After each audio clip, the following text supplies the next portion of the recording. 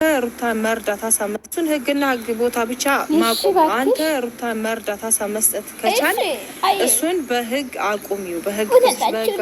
ብለምክር መስጠት ነው እንጂ ሩታ በዚህ ሰዓት ብቻዋን አይደለችም እሷ ነው ያለች እንጂ እጥፍ እንዲ በቃ ተቆጥሮ ማያልቅ ከጎኗ ብዙ ሰዎች አሉ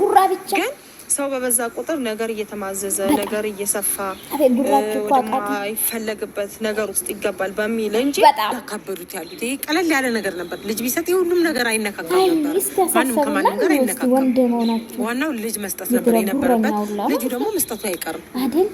እንድታሳስረው ነግረናታል መታሰር አለበት በቃ በእናንተ ነው የሚመራው ዛሬ ልጁ ካሰጣ ምን አለበት አይቀርም ምክንያቱም በዚህ መቀጠል ስለሌለበት ቤተሰብ መግባቱ ስለማይቀር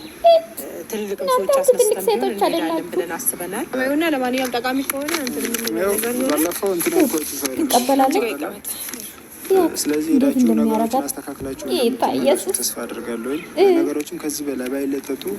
ጥሩ ነው ብዬ አስባለሁ እንደሰማችሁ እነዚህ ቤተሰብ አፍሮም እነዚህ ትልቅ አሮጊቶች ማለት ነው ጋይስ አይ እንደው አራተው ግን ሽበት አውጥታችሁ እድሜ ለሁግ ማለት ነው በውግ ሸፍናችሁ መጣችሁ ስለ አብርሽና ስለ ሩታ ስታወራ አታፍሩም ወንድ ከሆናችሁ ማለት ነው እናንተ ጉራ ብቻ እንደው ከቤተሰብ ነው ጉራችሁ አቤት አቤት አብርሽ ልታሰር ነው በሚወንጀል